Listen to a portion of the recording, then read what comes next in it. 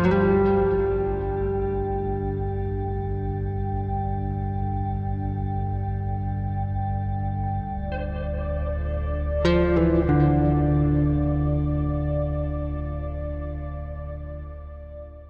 students, my name is Tausif. I'll be delivering a lecture on lower bound theory today.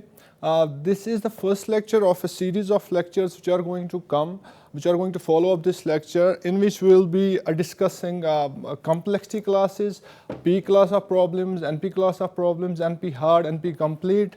This is sort of an introductory class to the bigger problems which we are going to face in future lectures.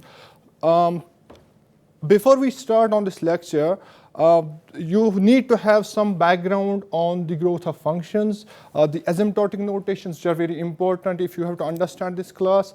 I suppose and I assume that you are already familiarized with those concepts. The contents of today's lecture will be lower bound theory. This will be the main topic of our lecture, lower bound theory. We'll have a little peek in asymptotic notations. We'll cover 3 asymptotic notations, big O, big omega, and big theta. And then we'll go to lower bound theory, why it's important. Lower bound theory, we'll go deep into the lower bound using reductions, and then we'll look into some examples, for example, convex hull and stuff. This topic is one of the significant topics as far as algorithms is concerned, as far as the analysis of algorithms is concerned. What asymptotic notations is, it's actually a terminology which enables us to make meaningful statements about the time and space requirements of the algorithms. There are 3 main asymptotic notations. The first one is big O. Like big O, capital O. Okay. The definition of big O is the function f of n is equal to big O g of n. You have to be very careful here. This thing f of n is equal to big O g of n. It's actually read as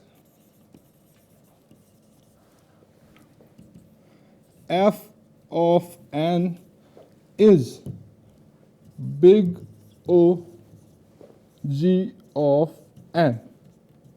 It's very unfortunate that they have used the symbol is equal to, but it's not is equal here, it is. So f of n is big O g of n if and only if there exists some positive constants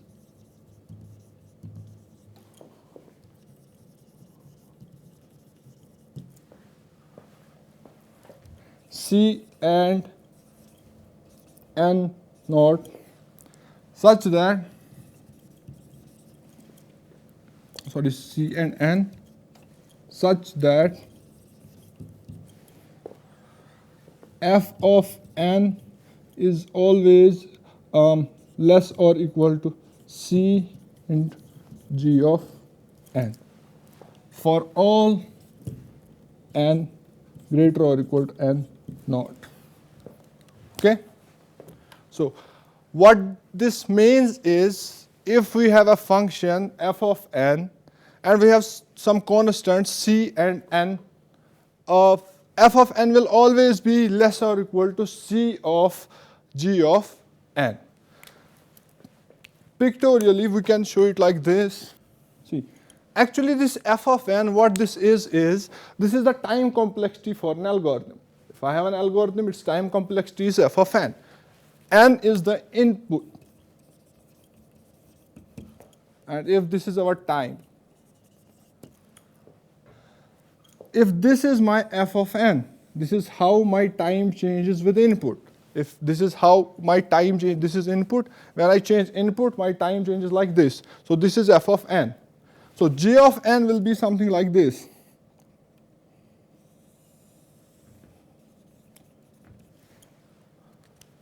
So g of n gives an upper bound for f of n. F of n can never cross g of n. It will always remain under of g of n. So g of n is the upper bound that this function has. It can never cross this g of n. All right? If my f of n is 3n plus 2, it's my f of n, then f of n will have a big O of n, as 3n plus 2 will always be less or equal to 4n for all n greater or equal to 2. All right?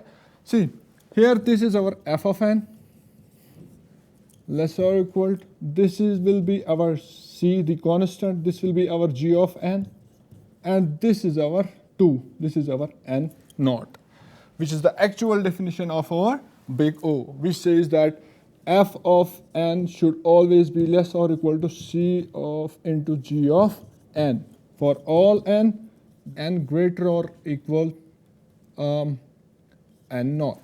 Here our n naught is 2, our g of n is n, and our c constant is 4. All right. Now the important thing to understand here is that g of n, it gives an upper bound on f of n, but it does not say anything about how good this upper bound is.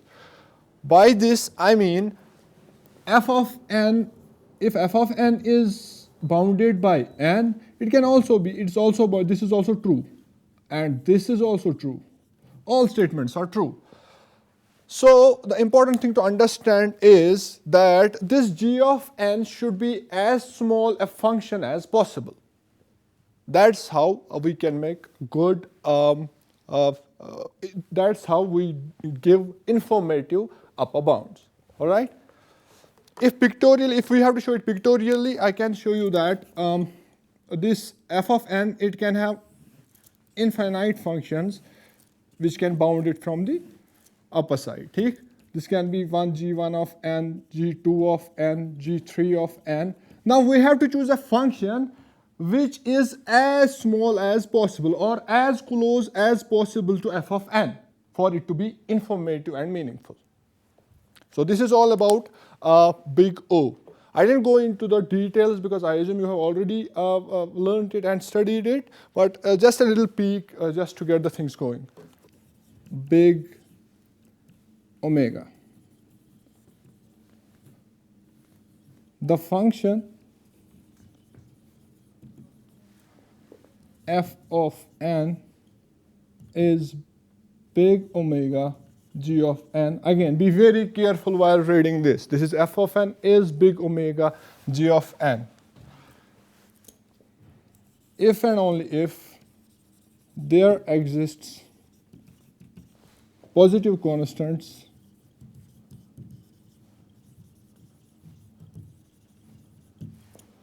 c and n naught such that f of n is always greater or equal to c and g of n for all n will always be greater or equal to n naught. This is almost the same as big O. It's actually exactly the same as the big O definition. The only difference you have to see here is the equality sign. This is greater or equal, there we had less than or equal. What this means is that this g of n will be the lower bound for f of n.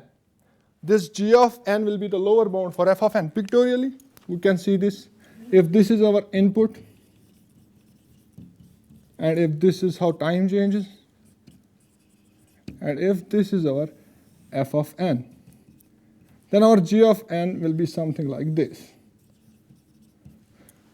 This f of n curve will never cross g of n curve. It will always stay above g of n. It will never cross g of n. So this g of n will be the lower bound for f of n. And this g of n here, this omega here, this is our main concern, to establish lower bounds for algorithms. All right? Now again, for this g of n to be informative, for this big omega to be informative, this g of n should be as large a function as possible. Why? See, this f of n can have many lower bounds, like it can have one more lower bound function like this, like this, like this. It can have infinite lower bound functions, right? So this function should be as close to f of n as possible, or technically it should be as a large f function as possible. This is big omega. Okay, let's see an example first. If my f of n is again 3n plus 2, I can say that f of n is big omega n. Why? Because 3n plus 2 will always be greater or equal to 3n for all n greater or equal to 1. Here, this is our f of n, this guy here, this is our f of n, this is the greater or equal sign here, this is our constant c, this is our g of n, and this is our 1, this is our n naught. The third asymptotic notation is big theta.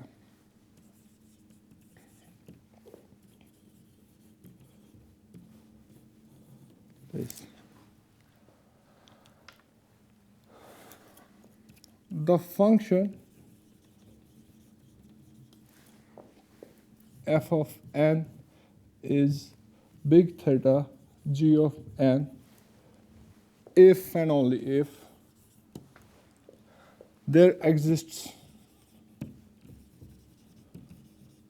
some positive constants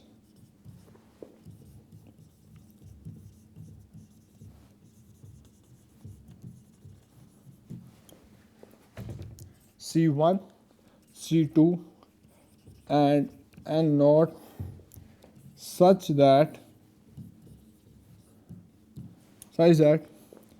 f of n is less or equal to C1 g of n and it's greater or equal to C2 g of n for all n greater or equal to n naught. So this big theta, it gives us, upper and lower both bounds, or we can say it's an average bound. It gives us both bounds. F of n is bounded by g of n. It's like, this definition here is same as big O, and this definition here is same as big omega. So let's see pictorially what this exactly means. If this is our input, and if this is our time, and if this is my function, f of n. So f of n will always be less than or equal to c1 of g of n.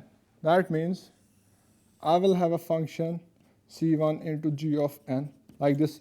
F of n will always be less than this, but it will always be greater than c2 into g of n. So it will be like this. So this will be c2 into g of n.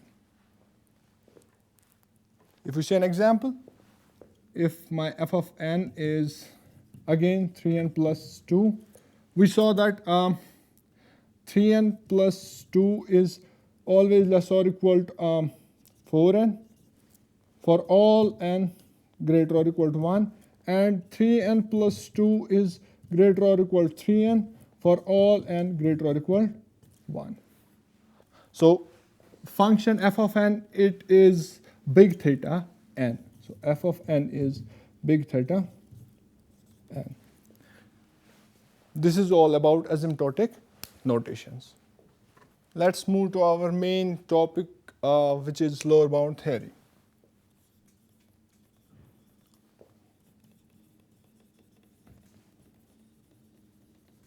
You may have till now studied the design of algorithms in which the main focus is to develop the solutions to algorithms which are efficient and correct solutions. Maybe you have solved an abstract problem using dynamic programming, using greedy method. You have solved merge sort using divide and conquer. You have solved quick sort using divide and conquer, or many such techniques. The focus of all those techniques is to find the correct and efficient solutions to problems, right? But what if you discover two algorithms? If you discover two algorithms for a problem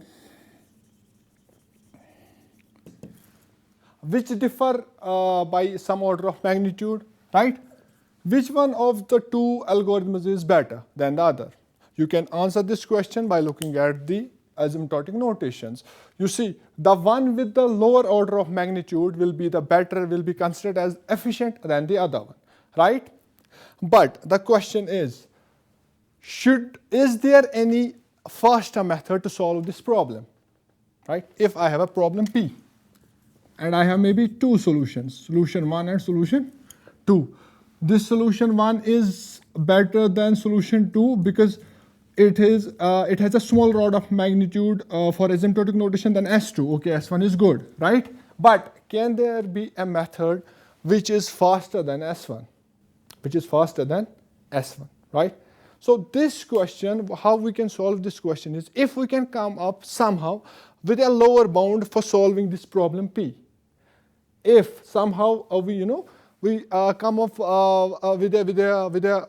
we establish that this problem will require at least this amount of time of work. And if we have an algorithm which does that amount of time, then we know that we can do no better asymptotically. We can do no better and we'll stop right there. That's why lower bounds are really important. When we establish lower bounds, the problem actually with lower bounds, establishing lower bounds is that it's like enumerating all the possible algorithms for the problem, enumerating all the possible algorithms and then analyzing each algorithm and seeing establishing that this is the best we can do, which is really, really, really hard. Devising is, it's easy. You devise an algorithm, okay, your solution should work. Your problem should be solved. Your solution should be correct. That's easy. But saying that you can do no better than this, that's a bit complex because you don't know. You have to then enumerate all the algorithms. So lower bound theory is a bit lower bounds are a bit harder to prove than devising algorithms. Now there are different techniques which are used to establish lower bounds. Our main interest here is lower bounds using reductions, and we'll be focusing on that. But let me show you how many techniques we have for establishing lower bounds. So there are 5 techniques, or we can mix 2 of the techniques. There are mainly 4 techniques for establishing lower bounds. Number 1 is trivial lower bounds.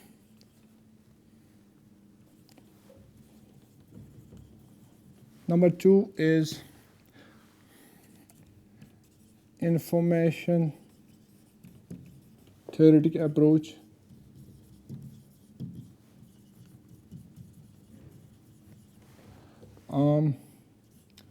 Also decision trees, we use decision tree here. You can separate those two, this is a different approach, that's a different approach, but you can mix them because they are closely related. And 3, we have oracles and adversary. And 4th, we have lower bounds through reduction. Through reductions. All right. We don't have to go through every technique in detail because our focus will be lower bounds through reductions, but I'll give you an overview about each technique separately. Now, trivial lower bounds. In this technique, what we do is how we establish lower bounds is we try to count the number of inputs that must be examined and the number of outputs that must be produced for solving an algorithm. We analyze the number of inputs that must be processed or examined and the number of outputs that must be produced. This is how trivial lower bounds work. Information theoretic approach or decision tree, what it does is, it's mostly this approach is focused on comparison-based algorithms. Like you have sorting algorithms, you have searching algorithms where we have to compare. There we can use information theoretic approach or decision trees to establish lower bounds, right? So what it does is, for an algorithm, for a problem, it traces all the possible outcomes, all the possible steps, all the possible traces, instruction traces, and the length of the path gives us the complexity, worst case complexity. The height of the tree gives us the worst case complexity, which is our lower bound, right?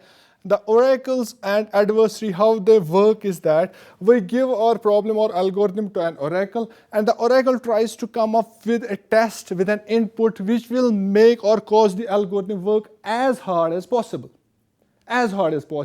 so as to establish a lower bound. And our main focus today is lower bounds through reductions. How we can use reductions to establish lower bounds. Let's proceed with that.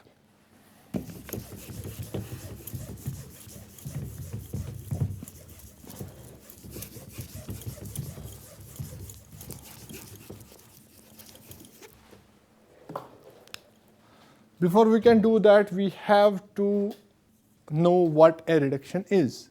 So let's define a reduction first.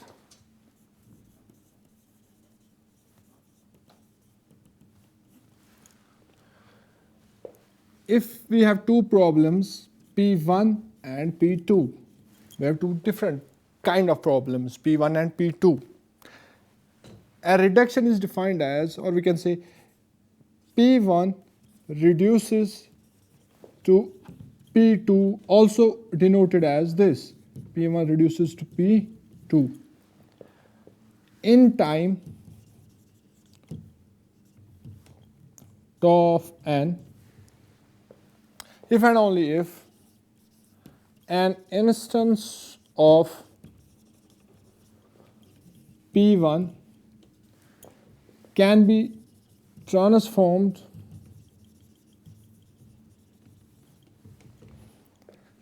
to an instance of P2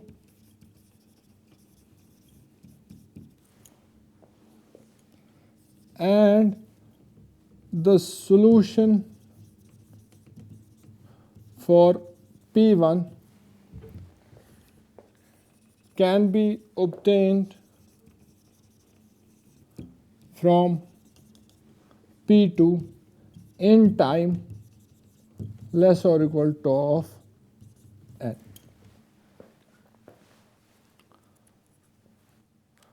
What this means is that we try to reduce a problem P1 to a different problem P2. How? We actually take the inputs of P1, we transform them into the inputs of P2.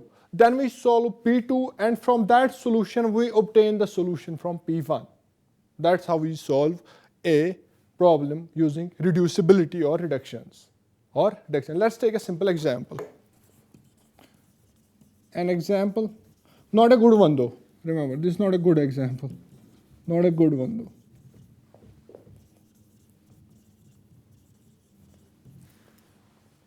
Okay. If we have a problem in which we have to calculate the roots of a linear equation.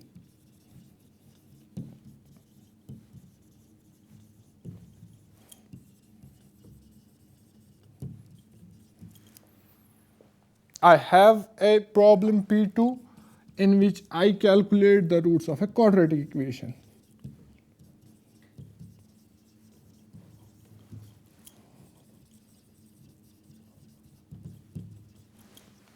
I have the solution for P2. I know how to solve P2. For example, I can see this problem as I have a black box here.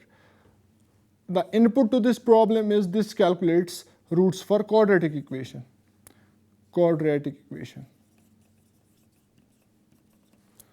So our quadratic equation is something like this: ax square minus bx plus c, something like this. This is our quadratic equation. If we have to find the roots of this equation, we input to this solution a, b and c, means the coefficients of the quadratic equations, and it returns us the solution, that is roots, two roots, r1 and r2. What do we input here? A, b and c, which are the coefficients to this a quadratic equation. We input the coefficients and we get the roots as a result. Now, what if I have to calculate the roots of a linear equation? If my equation is something like this, 3n minus 2, this is my linear equation, right? What happens if I try to solve this? Then I have to come up with a different solution, right? But I have already a solution here. But this is for a quadratic equation. What I can do is I can transform this linear equation problem, I can transform this into a quadratic equation problem. And then I'll give the inputs to this quadratic equation solver, and it will give me the output. How? See, if I have a quadratic equation like 3x minus 2, 3x square minus 2x plus 6 is equal to 0. If this is my quadratic equation, or make it more simple, let's write 2 here. Then I'll provide this as 3 minus 2 and 2, and I'll get the roots. Now, if my equation here is now 3x minus 2, this is x, 3x minus 2. Then how can I change it to a quadratic equation instance? I'll do something like this. I'll write 0x square plus 3x minus 2. So my a here will be 0, my b will be 3, and my c will be minus 2. So I'll give the inputs now 0, 3, and minus 2. It will be the solution, and the solution will be the solution for my linear equation. Right? That's how you reduce a problem, a hard problem to a simpler problem, and then you get the solution from the solution of the second problem. All right? Now a more technical example will follow up. If I have a problem in which I have a problem P1 and I have a problem P2. Problem P1 is that I have to check whether two sets S1 and S2 are disjoint. That means S1 intersection S2 will be phi, nothing. There will be no common elements. This is my problem P1. My problem P2 is, this is the sorting problem. Sorting. In problem P2, I sort elements. How can I solve this problem P1 using P2? What I'll do is I'll reduce P1 to P2, and then I'll solve P2, and from that solution I'll try and obtain the solution from for my problem P1. Okay.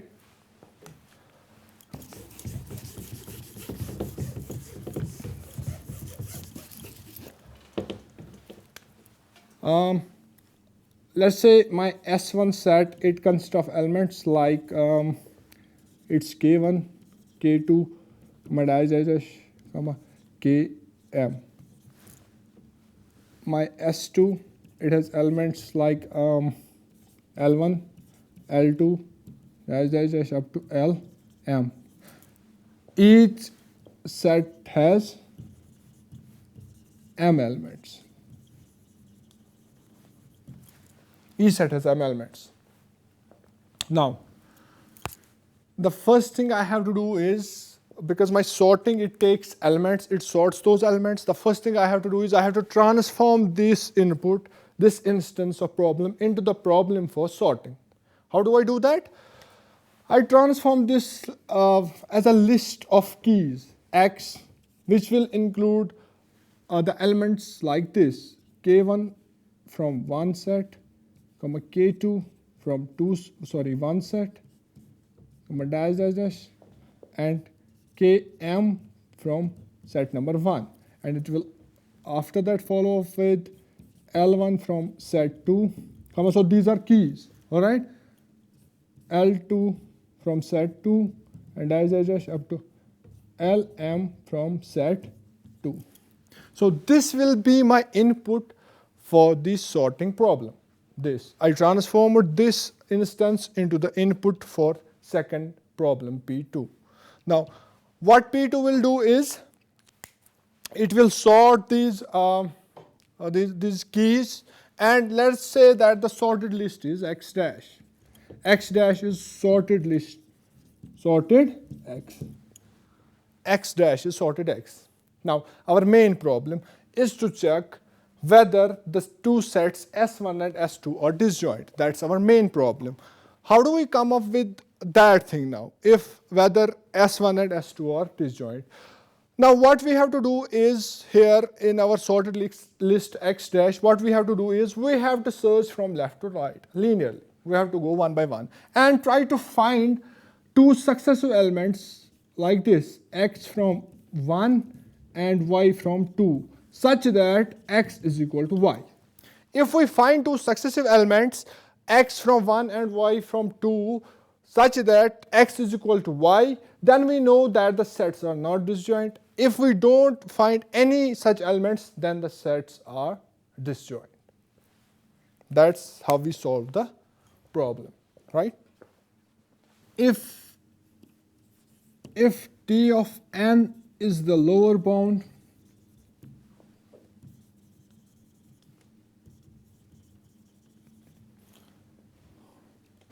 for P1 and P1 is reduced to P2 in tau of t time, then we can say that then the lower bound for P2 is given by T of n minus tau of n. That's how we establish lower bounds using reductions. Now let's do a more thorough example. That will be the last example of our topic.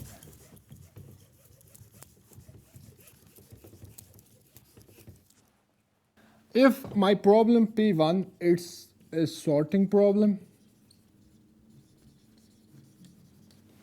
and my P2 is finding convex hull,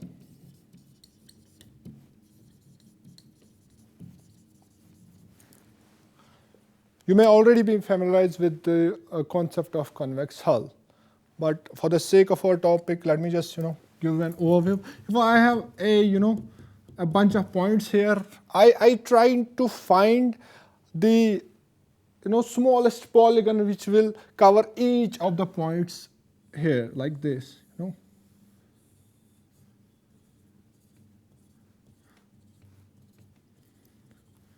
This makes our convex hull, which covers each point there.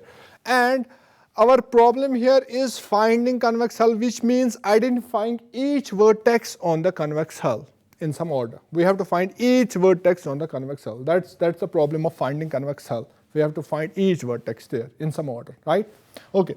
Now my problem P1, it's a sorting problem. My P2, it's finding convex hull. What I want to do is I want to sort a list using convex hull. How do I do that? So in my problem P1, it will have input as a key, a list K, like L1, L2, dash dash dash up to Ln, right? This will be the list of elements we need to sort. Now, the input for P2, the convex hull problem, it takes input as points, Cartesian system points. So we have to convert this input into the input for P2. How do we do that? We do it like this. L1 comma L1 square, L2 comma L2 square, dash dash dash up to Ln comma Ln square. These will be the input for our problem P2, right? So we have transformed problem P1, which is this, the list is this, into the problem input for P2, which is this. And these points will actually be on a parabola y is equal to x square, right? Because for each x, we are squaring it, so it will be a parabola, quadratic, right? Okay. Now, the convex hull, it will contain all the endpoints of our list, all the endpoints on the vertices in some order, right? Now, what we have to understand here is how do we sort this? You see, these points in Cartesian system will be ordered according to their x values. That means these Li values. These will be ordered according to these Li values. And what we have to do is we have to find the smallest value for x, a point with the smallest value for x. And then what we can do is we can move counterclockwise and we will get the sorted list from this convex hull. If for my problem P1, which is sorting problem, if I have a list of numbers which I need to sort, like I have 3, 4, 1 and 2, I need to sort this list. What I'll do is I'll convert this problem into convex hull inputs. How do I do that? I square each input, so it will be 3, 9, it'll be 4, 16, it'll be 1, 1 and it'll be 2, 4, right? And then if I draw these on a graph, on a Cartesian system graph, it will be something like this: 1, 2, 3 and 4, 1, 2, 3, 4, 5, 6, so on up to 16, right? So my first point is 3, 9, which is here and here, around here. My second point is 4, 16, which will be around here, somewhere here, you know. And this is 1, 1 and this is 2, 4. So this will be my convex hull. So this is my 1, 1, this is my 2, 4, this is my 3, 9 and this is my 4, 16. After that, what we need to do is we need to find a point with the least x coordinate value. What is that? That's 1, 1, this point here. That's our 1. And then we need to go counterclockwise, that means like in this direction, like this, counterclockwise. And we'll find our next sorted element, which is 2. Then we need to go and then we'll find 3, then 4, then back, that's 1. So our list is 1, 2, 3, 4. So from convex hull, we solved the problem of sorting. And we can establish this convex hull is sorting has an lower bound of n log n, so has convex hull. And that's all about the lower bound theory. Hope you understood everything. See you next time. Thank you.